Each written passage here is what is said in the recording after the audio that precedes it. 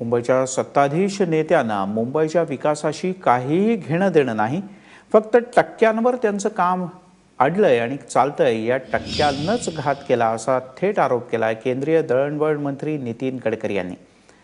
पार्ल्यात आयोजित भाजपच्या प्रचार सभेत ते बोलत होते।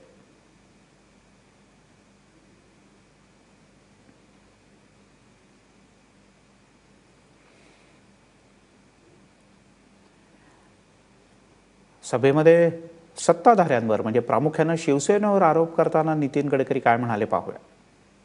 मुंबईमध्ये मुंबईच्या विकासाकरता जे विजन ठेवून ते कार्यक्रम अंमलबजावणी व्हायला पाहिजे होती, की ज्याप्रमाणे ज्या सरकारांना आणि विशेषतः महानगरपालिकेत ज्यांना संधी मिळाली त्यांनी या दृष्टीने गंभीरतेने विचार केला नाही। ही मुंबईची सगळ्यात मोठी समस्या आहे। युती सरकारच्या काळामध्ये 55 उड्डाणपूल बांधायची योजना त्यावेळी पहिल्यांदा युती सरकारच्या काळात आली। बरेचसे उड्डाणपूल बांधून पूर्ण झाले, पण त्यावेळी मुंबईच्या 55 उड्डाणपुलाचा खर्च 96 साली हा केवळ 1800 कोटी रुपये एस्टिमेट कॉस्ट होती, गव्हर्नमेंटने तयार केलेली। आणि यातले 4-5 पूल रद्द झाले, त्यातले 150-200 कोटी जरी बाजूला काढले तरी 1600 कोटी रुपये ही सरकारची एस्टिमेटेड कॉस्ट होती। आणि मुंबईचे उड्डाणपूल केवळ 1000 कोटीत पूर्ण झाले आणि 650 कोटी रुपयाचं सेव्हिंग झालं।